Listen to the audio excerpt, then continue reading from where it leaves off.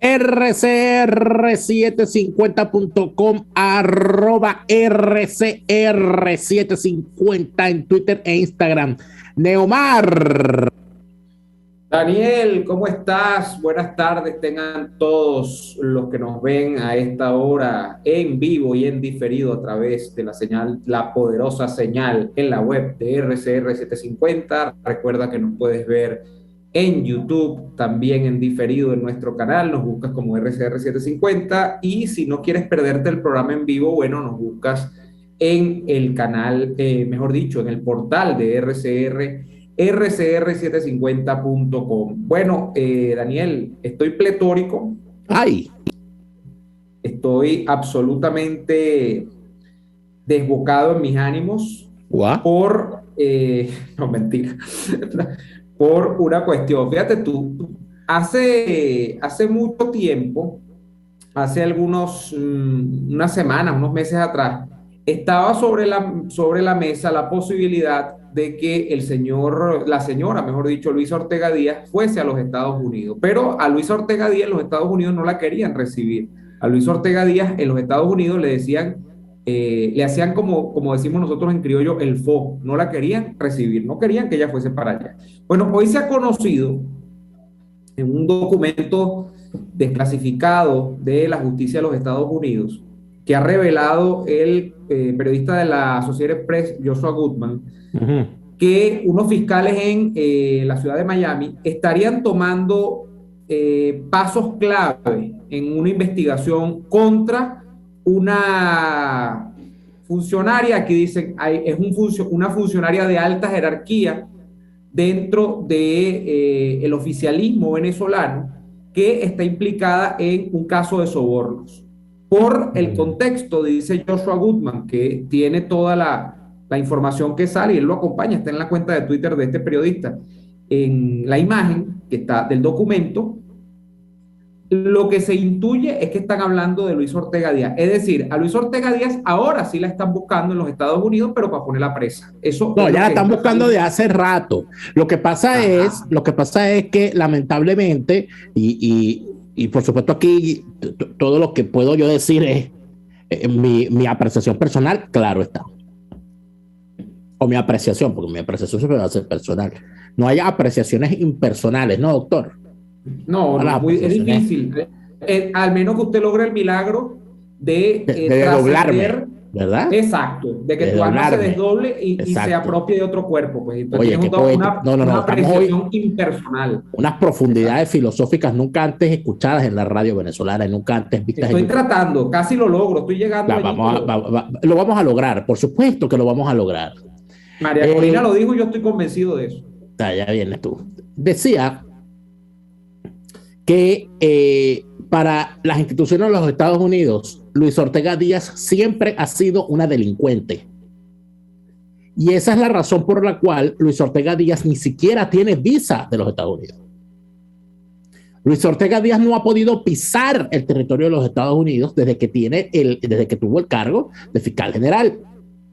Luis Ortega Díaz, cuando se mete en ese performance donde según ella se puso del lado correcto de la historia, y allí caben muchísimos análisis, porque ¿cómo demonios te pones tú del lado correcto de la historia? Hay una cosa sencilla. ¿Cómo sabe usted cuál es el lado correcto de la historia? Oye, si usted se pone en un sitio y en el mismo sitio están Nicolás Maduro y Leopoldo López, ese no es. Ese no es. Eso es lógico. Puede ocurrir que tú caigas del lado donde no está Maduro, pero en ese lado está Leopoldo López. No hay manera. La idea es que tú caigas del lado, exacto, donde tú caigas del lado donde no esté ninguno de los dos. No hay manera, compañero. No hay manera, Filomena. Siempre está en el mismo lado. Claro, es una cosa terrible. Entonces, ¿qué ocurre con todo esto? Que Luis Ortega Díaz, cuando se escapa de Venezuela para vivir de las rentas de todo el dinero que logró atesorar luego de pasar 20 años en las entrañas del más omnímodo poder dentro del sistema judicial venezolano, junto al grandísimo delincuente de más baja ralea, que es ese sátrapa de su marido Germán Ferrer. Pero si Germán Ferrer participó en el secuestro de las hijas de Renio Tolina, ¿tú no sabías eso? Eso, tú sabes, sí, yo sabía eso. Yo me he puesto a echar números y digo, bueno, pero ¿y qué edad tiene Germán Ferrer? ¿O es que es Pero delincuente? más o menos la misma que tiene Luis Ortega, con la diferencia de que él no se ha estirado el pellejo como si lo ha hecho ella. O comenzó a delinquir desde muy temprano. Es delincuente Aunque juvenil. yo sí creo que él es un poquito mayor, él es un poquito mayor. Lo que pasa es que él viene siendo uno de estos delincuentes formados, y esto es importante, él es uno de estos delincuentes formados ya en las postrimerías de la época de guerrilla. O sea, él no es guerrillero de los 60, él es No, guerrillero ya de los 70, de ese grupo armado que entrenó Fidel Castro, de un grupo, cuando ya se metieron en el tema este del terrorismo directamente, ¿no?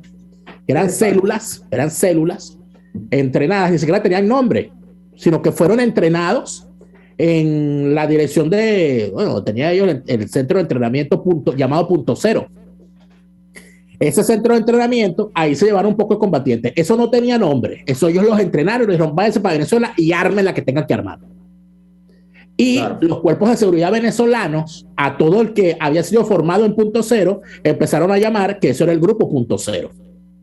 Bueno, Germán Ferrer era uno de ellos, ahí de Punto Cero. Entonces, en medio de eso, ¿tú crees que eso no lo saben los Estados Unidos? Por supuesto que lo saben, no lo van a saber. Entonces, esas cosas de alguna manera permiten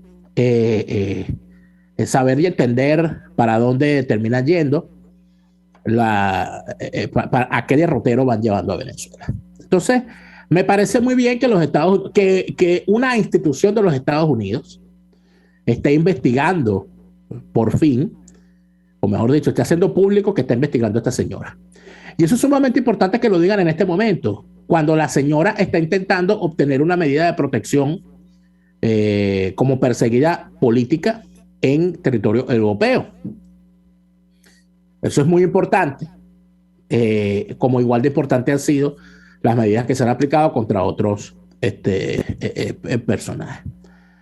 A mí me parece que hay una intención, además, sostenida por parte de personajes del chavismo más adyecto de jugar a la lavada de cara, y eso desde hace rato.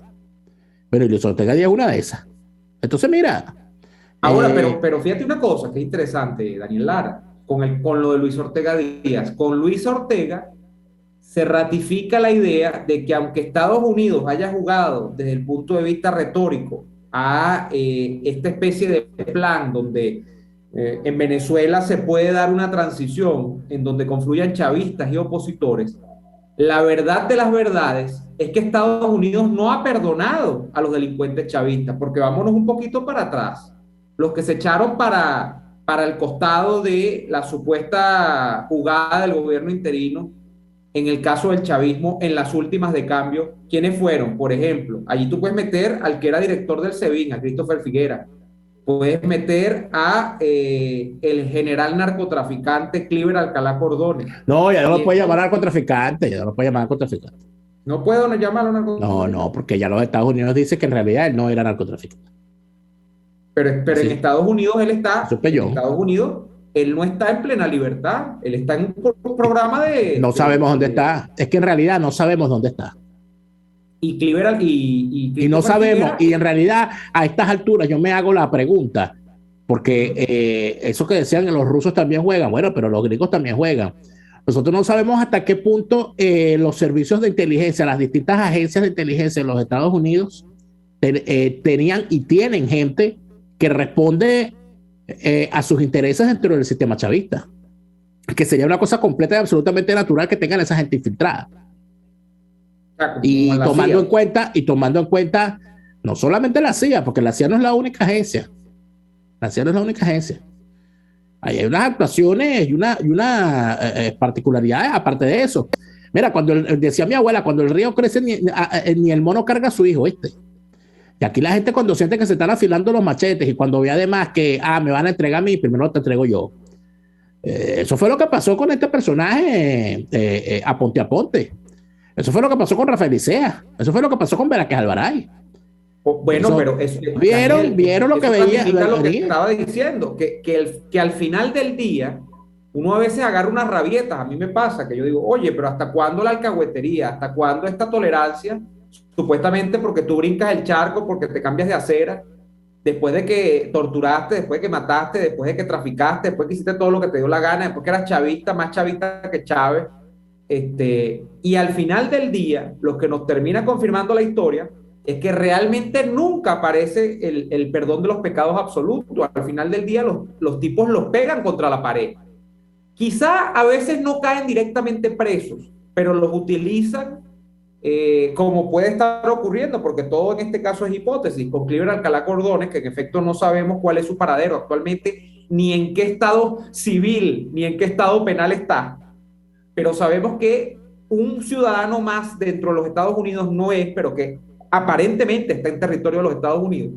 Lo que ocurre con Christopher Figuera, que entiendo también tenía dificultades para entrar a los Estados Unidos, creo que estaba en Colombia, yo no sé si le echaron el guante o no al final, en el caso de Christopher Figuera, por todo lo que hizo en el SEBIN. No, Christopher Figuera estaba en Miami. Christopher Figuera estaba en los Estados Unidos. ¿Estaba en Miami? ¿Tú crees que está en Miami? Claro, se fue para los Estados Unidos, él está allá. Lo que pasa es que fíjate una cosa que me explicó alguien conocedor del asunto. Cuando estos delincuentes llegan a arreglos con el sistema judicial de los Estados Unidos, cuando se meten en el cartel de los sapos, cuando se meten a soplones, los beneficios que pueden obtener solamente se le otorgan cuando ocurren tres cosas fundamentales. Número uno, cuando la persona ya se entrega. ¿Okay? La persona tiene que entregarse. O sea, no es que va a estar en las dos orillas, no es que, bueno, voy a seguir siendo ministro y mientras tanto te echo el cuento. No, se tiene que entregar. Tiene que ejecutarse la entrega. Uno. Dos, tiene que confesar todos los delitos que haya cometido. ¿Ok? Todos los delitos que él en lo personal haya cometido. Y tiene que además informar todos los delitos que otros hayan cometido y de los cuales él tenga constancia. Eso incluye la entrega de pruebas. ¿Por qué ocurren esas tres cosas? En primer lugar, si la persona tiene que confesar todos los delitos que ha cometido porque si los esconde, no solamente se revela que que no es una persona fiable, sino que también no quedan parados por las medidas de amnistía que le puedan otorgar en el marco de ese convenio. Número dos, si la información que entrega no es del interés real de los Estados Unidos, no hay acuerdo. Y en tercer lugar, las medidas, cuando ya la persona está presa, si la persona está presa, las medidas o sea, los arreglos con la información que entregue no se hacen efectivas hasta que dicha información no sea utilizada en contra de las personas involucradas. Es decir, no es que yo llegué y le eché paja a Diosdado, no es que yo llegué y le eché paja al Pollo Carvajal, no, es que usted llegó y usted dijo, yo tengo la información del Pollo Carvajal, el tipo está aquí, así, y después que el tipo lo capturan es que se le dan la medida de beneficio. Es así la cosa. Entonces, ¿qué ocurre? Que cuando uno los ve sueltos, cuando uno los ve que andan por ahí libres, uno puede sí llenarse de ira, como dices tú, ¿no? Cosa lógica. Pero cuando uno sabe esto, entonces uno dice, pero si el tipo lo libera, si el tipo ya está libre, es porque la información que el tipo dio fue útil. Y normalmente el sistema judicial de los países serios actúa buscando siempre atrapar al criminal mayor. Entonces, si Rafael Licea no tenía para el sistema de los Estados Unidos hechos de sangre, tortura, crímenes de lesa humanidad, ¿verdad?, podían arreglar con él a cambio de la información para atrapar a otros. Y recuérdate tú muy bien que Rafael Licea, quien lo saca del medio es Tarek El Aissami, que es un objetivo fundamental del gobierno, de la institución de los Estados Unidos, un enemigo por el cual se pide plata. Entonces, quizás eso no sea tan simpático para uno. Ojo, ellos arreglaron con el sistema judicial de los Estados Unidos. Eso no quiere decir, eso no los exime, eso no los ampara fuera de los Estados Unidos. Inclusive para lo que se refiere a que en el futuro haya un país, una república y un sistema judicial y una democracia en Venezuela y los piden la extradición, se los van a llevar. Así es simple. Bueno, yo me quedo con algo más simple, que está más al acceso o a la mano de la gente, y es yo he visto muchas series, Daniel, de narcotráfico. Yo creo que yo me he visto todas las series de narcotráfico que existen en todas estas plataformas, ¿no?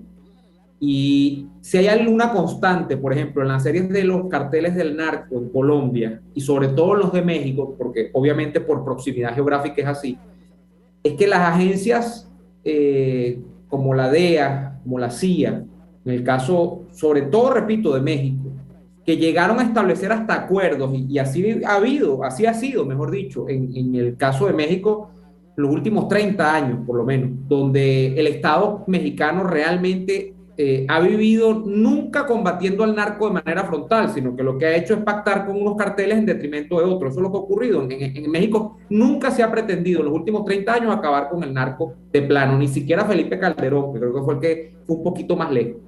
Pero en el caso de los Estados Unidos, tú ves, por ejemplo, lo que ocurrió. Los Estados Unidos cooperó en una época con el Chapo Guzmán. Después lo estaban buscando como Palito Romero, y así con otros señores del narcotráfico. Pasó con Amado Carrillo Fuentes, el que era el famoso señor de los cielos, que después murió haciéndose una operación de cirugía plástica. Pero en Colombia fue igual. En Colombia no conocemos acaso de la cooperación para poder dar al traste con el cartel de Medellín y Pablo Escobar que hubo con el cartel de Cali, que era supuestamente un cartel más civilizado, menos sanguinario, con más cuello blanco que el que tenía o el que dirigía de manera absolutamente salvaje y brutal Pablo Escobar en Medellín. O sea, ¿y cómo termina siempre la película en el caso de Carrillo Fuentes, en el caso del Chapo, en el caso de Arellano Félix, también en México? Que los tipos que terminan cooperando, que les piden que se entreguen, al final de cuentas que les van a dar un trato privilegiado, que no sé qué, que son amparados incluso por las agencias de los Estados Unidos, los tipos terminan presos o muertos, porque al final de cuentas los usan un tiempo, y cuando no son ya indispensables, los ponen tras las rejas, los persiguen o los matan. Entonces, eso es lo que yo a veces tomo en consideración, un poco para yo quedarme más tranquilo y que mi visceralidad no brote cuando yo veo que se le está tratando de pasar la mano por el hombro a unos delincuentes como los que han estado incurriendo en delitos como los que se han perpetrado en Venezuela. Porque yo sé que la película, al final del día, con la CIA, con la DEA, con el Departamento de Estado, con todo este tipo de cosas, es que aunque usted crea que a los tipos los perdonan, ¿no? Lo que hacen a final de cuentas es usarlo, y esta gente termina siendo usada porque ya se le va cerrando el partido, se le va poniendo chiquita la cosa y no tiene otra opción, como ocurre en el caso de estos narcotraficantes. Sí, chiquita la cosa, se nos pone con el tiempo. No, vamos al comerciales, no te apures. Vamos al corte y ya venimos con más y así nos va. Usted escucha Y Así Nos Va con Daniel Lara y Neomar Hernández, solo por RCR 750 AM. Puedes seguirnos en nuestras redes sociales.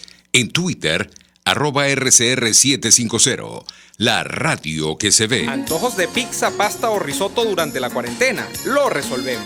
En Il Sapore de la Nonna tienen delivery a varias zonas de Caracas. Así es, Il Sapore de la Nonna te lleva lo mejor de la comida italiana hasta la puerta de tu casa. Haz tu pedido por el 0212-634-0982 o por el 412-569-9404 y disfruta de todo su sabor. Il Sapore de la Nonna, en cuarentena sigue siendo el sabor de Italia en Caracas. Mis amigos, una empresa comprometida y responsable con su personal es una empresa segura, y Produzca es la compañía pionera en Venezuela que ofrece la mayor cantidad de equipos de comprobada calidad para garantizar la seguridad integral de toda la nómina industrial de cualquier empresa. El catálogo de Produzca es inmenso, todo tipo de guantes, cascos, accesorios y productos varios de protección para tu personal.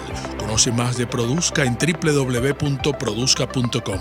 Produzca, seguridad en tu empresa de los pies a la cabeza. En este espacio nos encargaremos de llegar al conocimiento mediante la observación de la posición de los astros y las características comunes de muchas personas con fechas de nacimiento. Esa energía también nos involucra a cada uno de los signos. Guía Astrológica. Descubra la relación de los astros con los rasgos de la personalidad, con los sucesos importantes de su vida y con sus características físicas. También van a buscar nuevas formas de crecer, contactarse con el arte, con la belleza. Guía Astrológica, todos los sábados, a partir de las 3 de la tarde, por RCR 750 AM.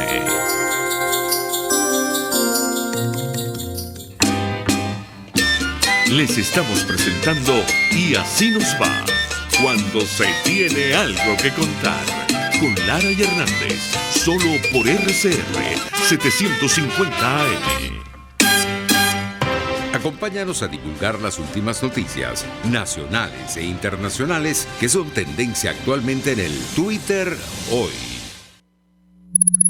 Y resulta ser que los que estaban en una fase de onanismo postelectorero, celebratorio, eyaculatorio, que permitía avisorar un universo maravilloso y un mundo ideal que arrancaba con la salida del sol en Barinas, porque resulta ser que el pueblo salió a votar y ganó un opositor, y expulsaron a los Chávez y ya tenemos un verdadero opositor como gobernador de Barinas, qué bueno, por fin, bla, bla, bla, blu, blu, blu, blu, blu, blu, blu, blu.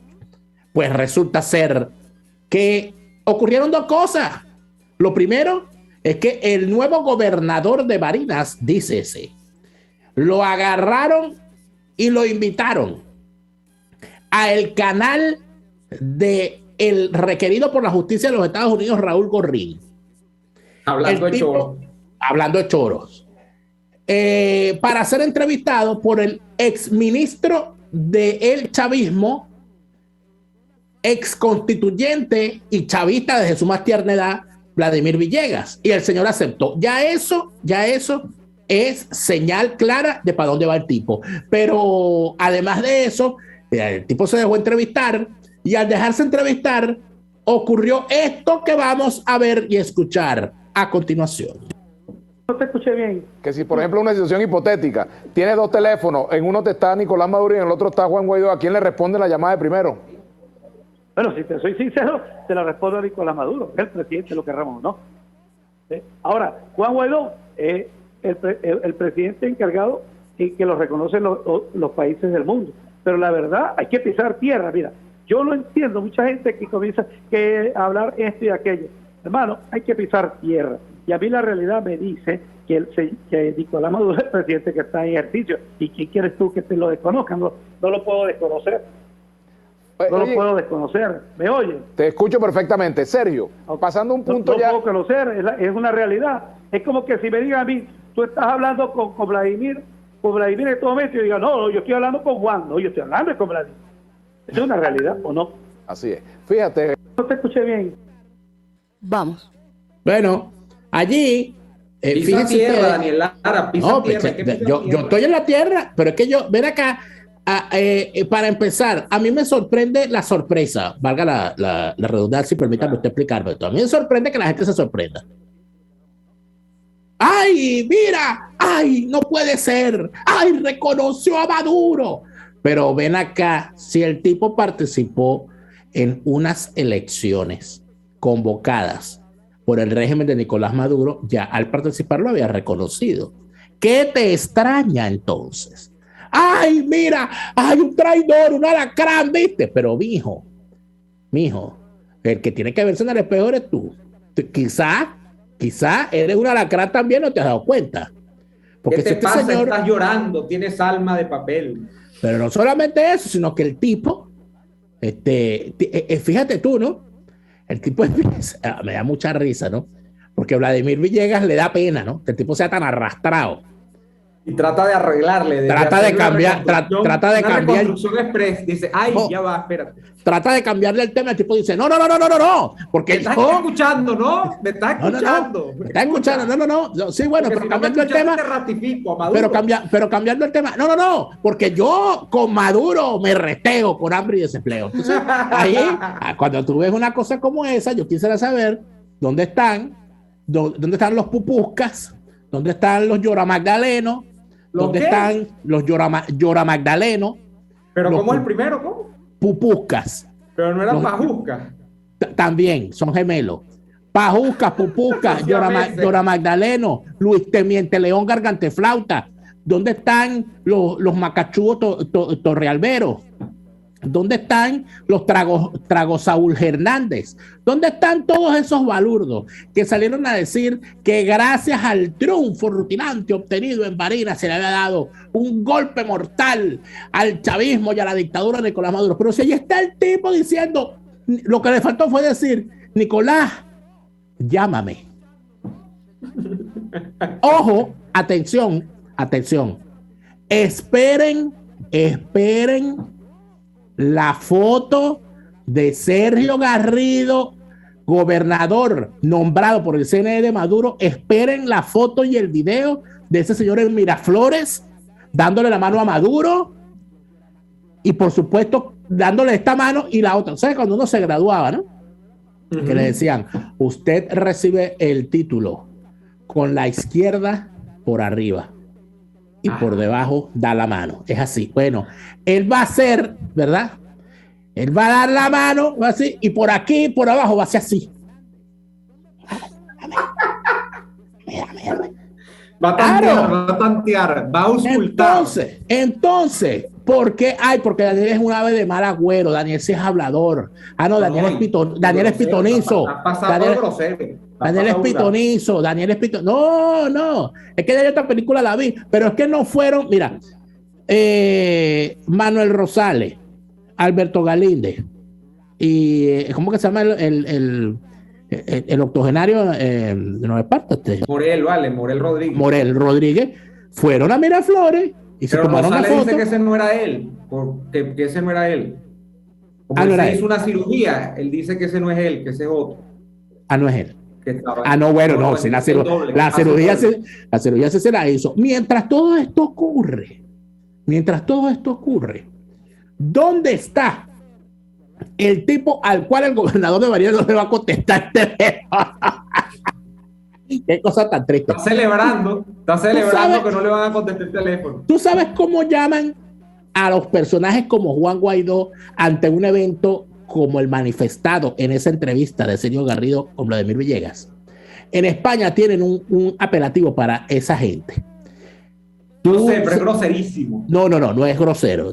¿Por qué me tomas? Yo pensé que era el tonto. Permítame. No, permítame usted, por favor. Vulgar. Mira. Tonto del C. Tú sabes que aquí, no sé si en Venezuela existe ese refresco, Fanta. Claro. Ese es uno de los refrescos, luego la Coca-Cola, claro está. Bueno, ya no existe, pero existió. Pues. Bueno, existió. Bueno, en España y aquí en Europa, la Fanta es uno de los refrescos más consumidos. Entonces, es como decir el refresco. Pues en España usan un apelativo que es el pagafantas. ¿Qué es un pagafantas? Es lo que nosotros llamaríamos algo así como un picatorta, ¿no? Uh-huh.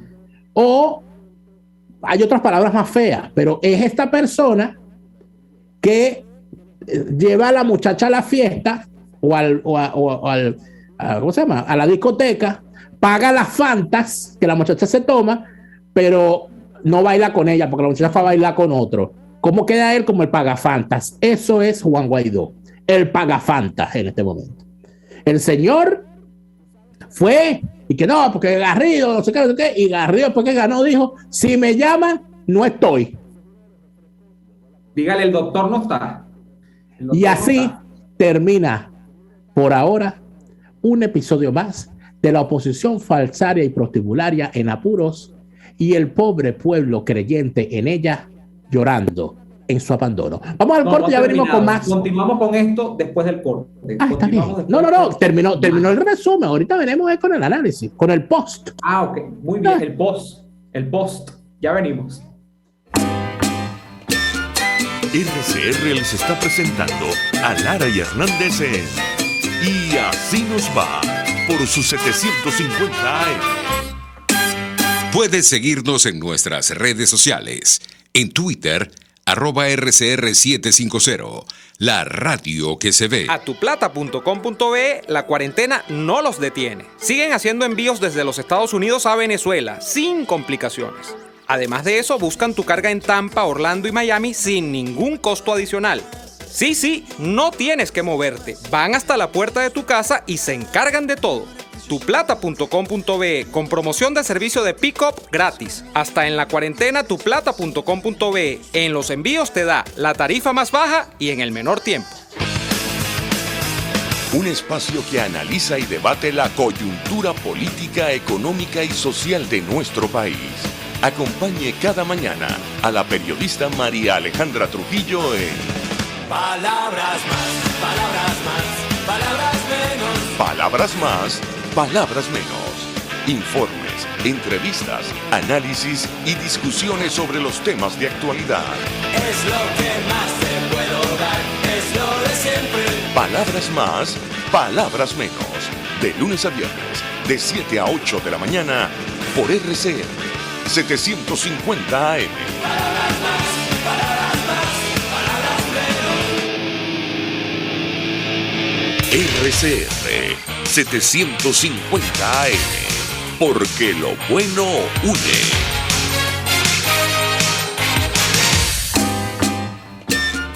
Estamos escuchando Y Así Nos Va con Lara y Hernández por RCR 750 AM.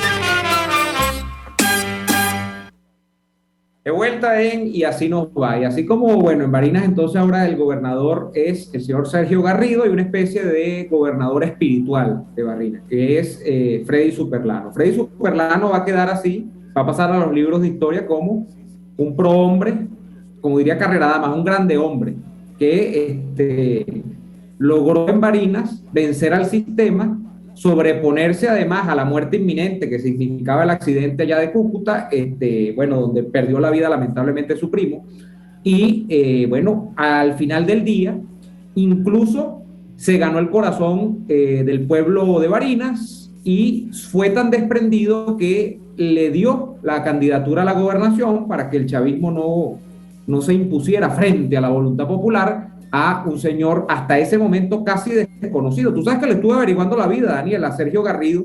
Ajá. Sergio Garrido, el cargo de representación popular, el único cargo que ha tenido antes de ser gobernador de Barinas, ahora, es integrante del Consejo Legislativo del municipio de Barinas, es decir, de la capital.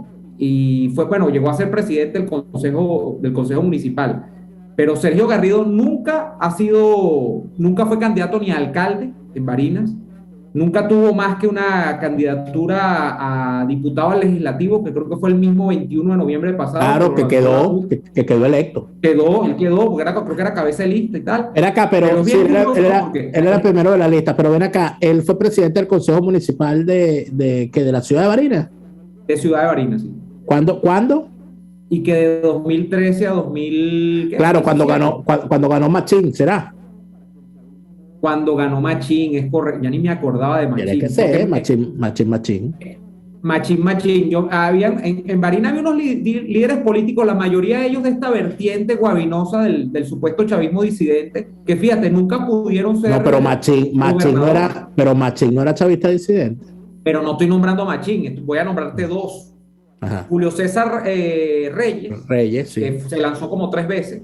Sí. Bueno, más de 2, porque Rafael Simón Jiménez también andaba por allí. Sí, claro. Tenías a Rafael Simón Jiménez, tenías a Julio César Reyes y a este señor que creo que hasta preso cayó después, ¿vale? Lo tenían... sí, claro, Azuaje. Claro, Azuaje, Azuaje que está por cierto en el exilio y que ha sido uno de los acusadores del régimen chavista en La Haya. Él es uno de... Pero ellos se perfilaban en algún momento, sobre todo Azuaje y Julio César Reyes, como los tipos parece que tenían gente que arrastraba. Bueno, no sé. Yo no sé, yo todos esos chavistas disidentes los veo como una cosa tan rara, pero el caso es que... y en Barinas más... Sergio Garrido no había sino sido, no estoy desmeritando, sino que llegó relativamente rápido al cargo, o sea, tuvo suerte en el camino. Hay gente que le pasa así, bueno, hay casos como este amigo tuyo, el alcalde de Chacao, que nunca había sido nada, lo que era concejal suplente y terminó alcalde de Chacao. No, bueno, él fue concejal principal. Creo que suplente, nunca fue principal. No, él llegó a incorporarse como principal, caballero. Porque el principal, Daniel, porque el principal estaba perseguido y se fue. No recuerdo quién era el principal, pero él no fue electo. Está perseguido, no señor, si nuestro amigo Alberto Moore trabajaba con él. ¿Verdad? Claro. Por eso es que yo lo recuerdo su nombre.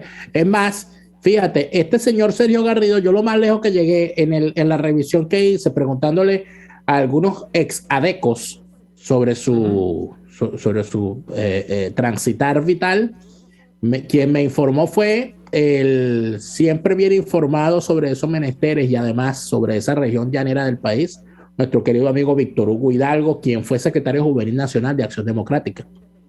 Él es el líder fundamental y el mentor de Neomar Hernández en la política. Sí, claro. Víctor Hugo Hidalgo me manifestó que el señor Sergio Garrido fue secretario juvenil del Estado Barinas cuando el secretario juvenil nacional era Negal Morales.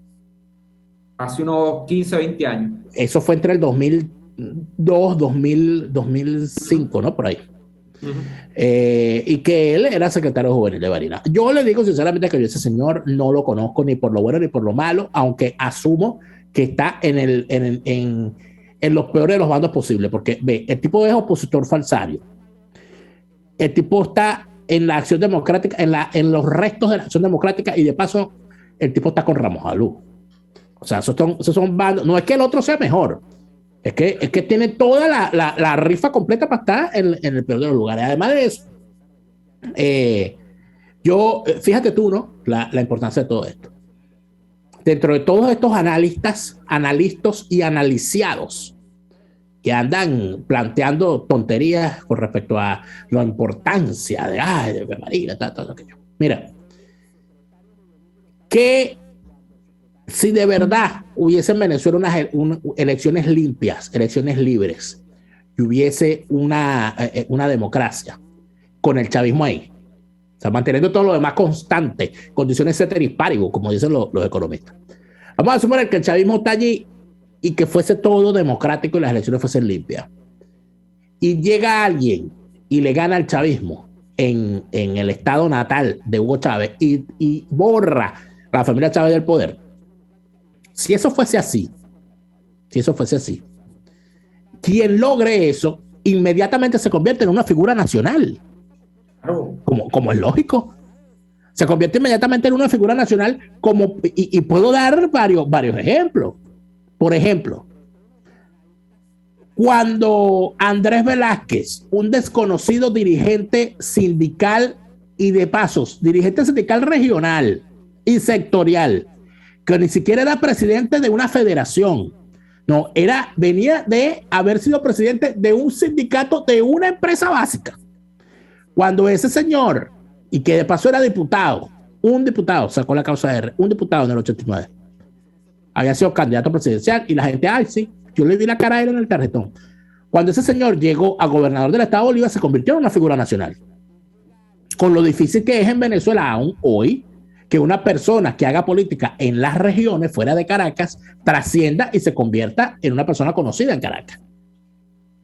Eso fue importante. Otro ejemplo, un ejemplo fundamental. Cuando Enrique Salas Romer, es el ejemplo que voy a dar. Saludos, por cierto, a la familia Salas Romer, que siempre nos escucha.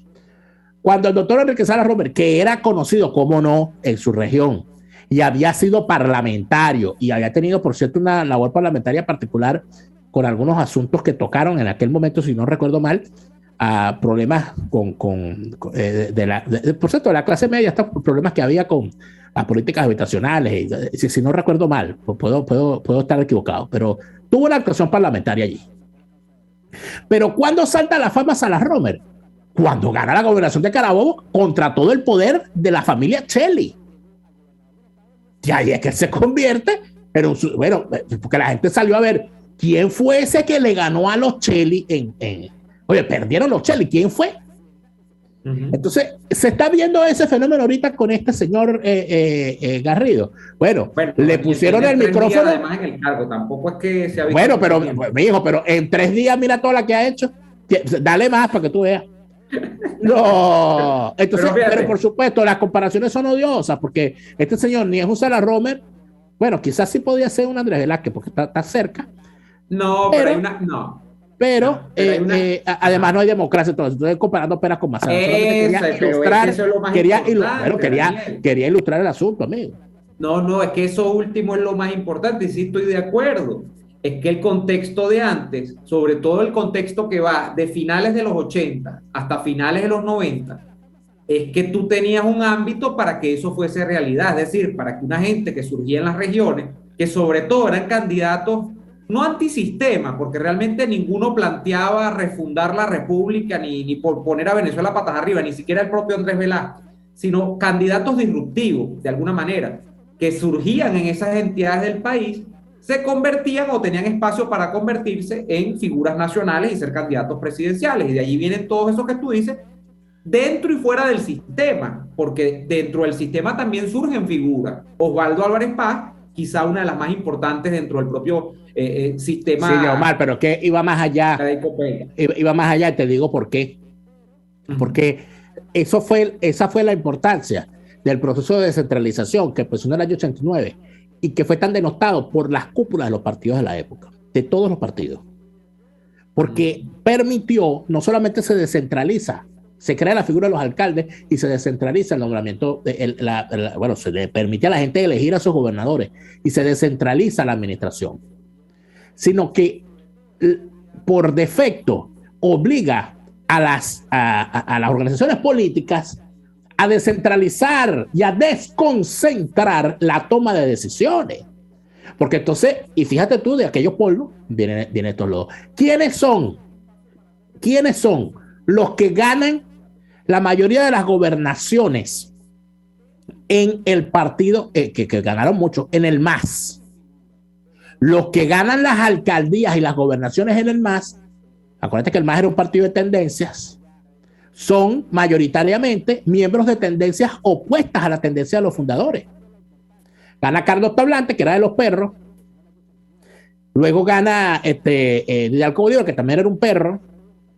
Gana Ramón Martínez, que también era de los perros.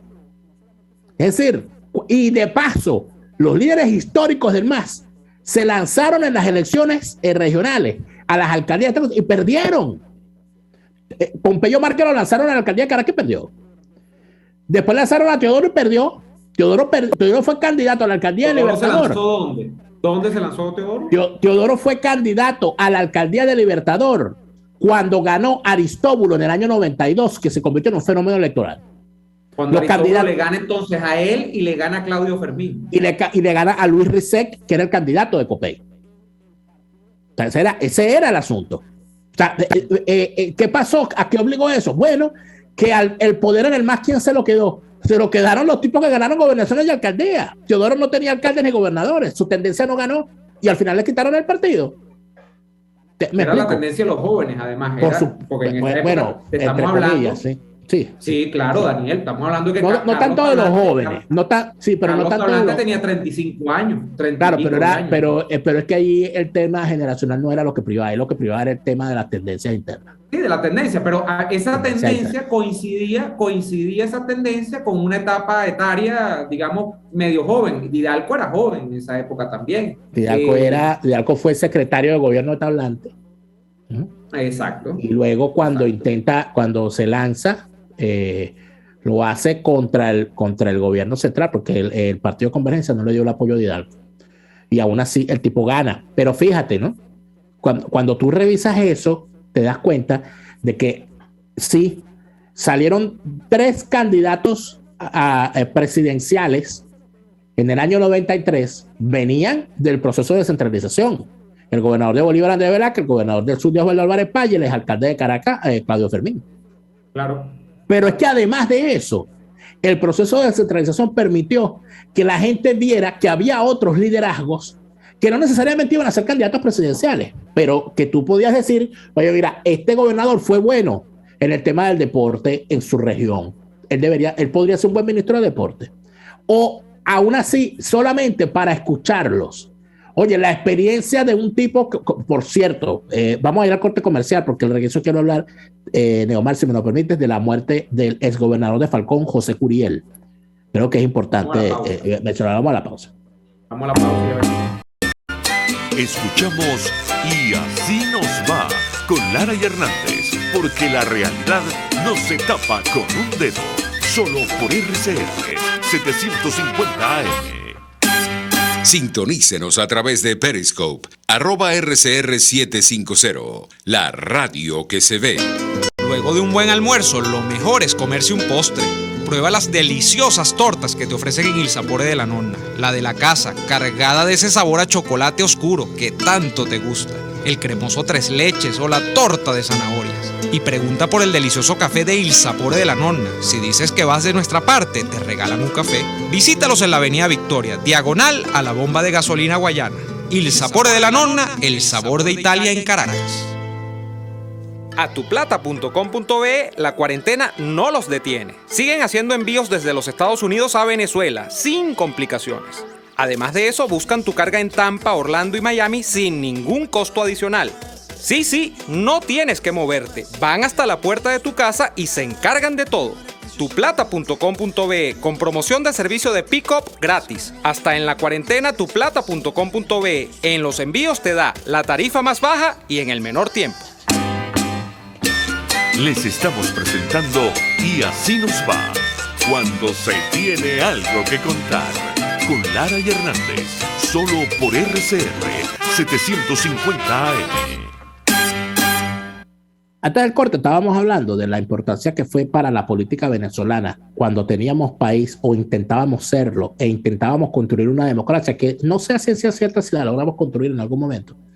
Que el proceso de descentralización permitió no solamente que de las gobernaciones y alcaldías se perfilaran dirigentes que podían aspirar a ser presidentes de la República, sino también se perfilaban jefes de partido, ministros, parlamentarios, personas con autoritas para hablar de la función pública y de las necesidades que tenía el país, porque no es lo mismo escuchar la opinión de Daniel Lara Faría y de Neomar Hernández que escuchar la opinión de un hombre como José Curiel, al cual me quiero referir en estos minutos.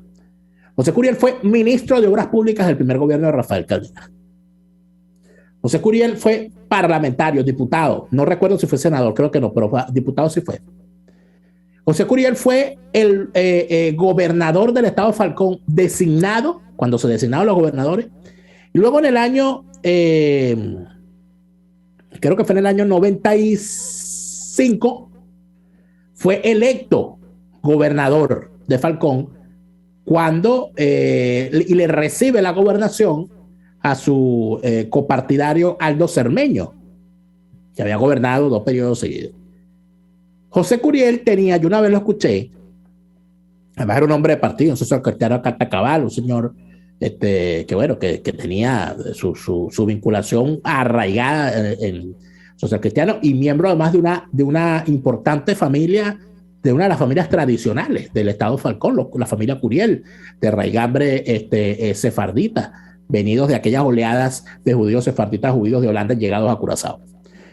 Entiéndase que, aunque Curiel era, la rama de Curiel era católica, entiéndase que yo una vez recuerdo a José Curiel resolviendo un problema que había con el gobernador del estado Lara, que en aquel momento era Orlando Fernández Medina, porque resulta ser que esta es una cosa que muy poco se discute últimamente, que en el proceso de descentralización empezaron a aflorar unos problemas fronterizos entre las regiones, porque no estaba bien definido. Nosotros nunca estuvimos bien definidos nuestra organización territorial. Entonces no se sabía que este espacio es mío, este es tuyo, entonces ¿a quién le toca la autopista? ¿A quién le toca la carretera? ¿A quién le toca la transversal? ¿A quién le toca no sé qué? Para ponerles un ejemplo, que son de Caracas, el famoso tema del cruce ese de los 3 municipios, que no se sabe cuál es la alcaldía que tiene que poner el semáforo. Entonces, como no se sabe cuál es la alcaldía que tiene que poner el semáforo, nunca hay semáforo. Bueno, ni ahí ni en ninguna otra extensión. Bueno, te estoy hablando del tiempo pretérito. En el caso de Vargas y Libertador, con Libertador, municipio Libertador y con el estado Miranda, después yo ni contar. ¿A quién le toca limpiar el río? ¿A los Miranda por Guayabal o a Vargas por Chupa? ¿A quién le toca poner las luces en la carretera para el Junco? ¿Al Libertador o a Vargas? O sea, eso siempre era la discusión. Había una discusión territorial, no recuerdo por qué razón, entre el estado Lara y el estado Falcón, Y el que la resolvió fue Curiel. Inclusive se hizo una reunión y dio una declaración y él dijo, esto tiene que servir como ejemplo. No son las regiones las que tienen que resolver esto, porque nosotros somos una república que dice ser federal. Pero a pesar de eso, hay un parlamento.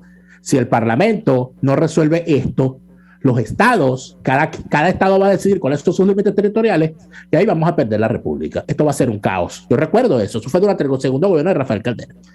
Eso era José Curiel, pero cuando José Curiel decía eso, lo decía porque él era gobernador del estado Falcón nada más, no. Lo decía porque venía de ser ministro, venía de ser poder ejecutivo, venía de ser gobernador designado, venía de ser diputado, tenía conocimiento de la materia, era un hombre de partido, sabía de lo que se trataba el asunto y conocía el país. Eso lo necesitábamos para hacer país.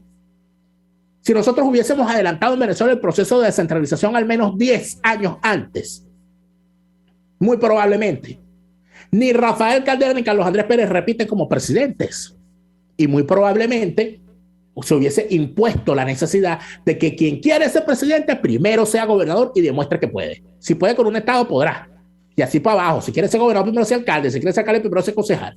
Entonces, lamentablemente, amigos, para una persona que preguntaba por allí, entonces, ¿qué significa? ¿Que perdimos la república? Bueno, señora, si usted no se ha dado cuenta que la república se perdió, bueno, lo lamento por usted. Lo lamento por usted. Ahora lo que nos queda es la nación, pero secuestrada. E inclusive el territorio donde se supone que se asientan los venezolanos poco a poco se ha venido convirtiendo en una especie, si seguimos como vamos, nosotros vamos a terminar siendo una cosa así como los kurdos, que son una nación que no tiene territorio, porque el Kurdistán es una cosa que ellos dicen, no, que es que todo esto aquí donde estamos, esto es el Kurdistán. Eso no existe. No existe en ninguna parte. Allí viendo si le dan una parte de Irak para que se asienten todos los kurdos ahí y se pueda, bueno, manejar una kurda, una kurdita, qué sé yo, aquello. Y una kurdota. Así están las cosas. ¿Y eso cómo se resuelve? Ese reto, esa situación, ¿cómo se resuelve? Dejando a un grupo delictivo en el poder en Venezuela y aceptándole sus elecciones para que salgan unos batracios como este Sergio Garrido a decir, no, yo le conté el teléfono a Nicolás, los demás que ni me llamen. Amigos, por ahí no es, me disculpan, yo creo que por ahí no es. Y no porque yo me la sepa toda, es que vamos para 25 años haciendo lo mismo. Yo creo que hay que aprender, digo yo, Neymar. El problema es, ya nos vamos, que fíjate, pasamos los últimos 10 minutos, 15 minutos del programa hablando de lo que era Venezuela. Y esa Venezuela de la descentralización te permitía a ti, una vez que estaban electos un grupo de gobernadores, te permitía proyectar hacia el futuro. Y en ese proyectar hacia el futuro, uno lo que veía era eventualmente a quién iba a ser candidato presidencial. Usted puede decir, mi amigo mío, de verdad que en el contexto actual, más allá de que a mí me guste o no me guste el liderazgo de Manuel Rosales, de Morel Rodríguez, de, ¿cómo que se llama?, de Sergio Garrido, de Alberto Galíndez, hay posibilidad para pensar que de allí va a salir un candidato presidencial para empezar. ¿En qué contexto de elecciones? Si en Venezuela no hay sistema electoral confiable, que es el problema. Entonces, el gran tema de la gente que te dice, por ejemplo, con lo de Barinas hace 2 días, que es que Sergio Garrido esto y lo otro, y viva la madre que lo parió y todo lo demás, es que es gente que está utilizando los lentes, agarraron la fórmula de los lentes de los años finales de los 80 y de los 90, y están viendo la realidad de hoy con esos lentes. Y esos lentes no te dan una descripción del panorama porque lo que hacen es nublarte la vista. Esos lentes no te permiten a ti ver lo que tienes enfrente. Y es que de allí no va a salir ningún tipo de liderazgo presidencial o candidato eventualmente para ser líder presidencial. Sí. Porque para empezar no hay sistema electoral confiable, no hay descentralización y no hay liderazgo político que realmente esté comprometido en hacer transformaciones en este Así país. Es, nos tenemos que ir, pero antes de irnos, quiero, no puedo dejar de darle las gracias al señor Andrés, que nos corrige y nos dice que Carlos Tablante, al igual que Carlos Raúl Hernández, no eran de la tendencia de los perros, como yo dije, esa era una tendencia que había dentro del MAS, sino que eran de la tendencia de los tucanes. De la misma manera, por aquí nos indica bueno, debe ser sin duda alguna un falconiano, ¿no? Que a el señor Curiel se le debe la zona libre de Paraguaná. Saludos al señor Parra, quien nos lo indica. Y finalmente Indira Guzmán nos pregunta, Daniel, ¿tú crees que AD tiene la culpa de lo que está pasando en Venezuela? AD, Copey, el MAS, el chavismo y todos los venezolanos que lamentablemente hemos dejado que se pierda la república. Es lo que hay. Nos vamos. Se acabó, no la república hoy, pero se acabó el programa. Nosotros volvemos mañana, Dios mediante. Hasta entonces, hasta mañana. Por hoy termina Y Así Nos Va. Síganos en Twitter en @YASÍNOSVA, @DeLaraF y @NeoAdolfo. RCF 750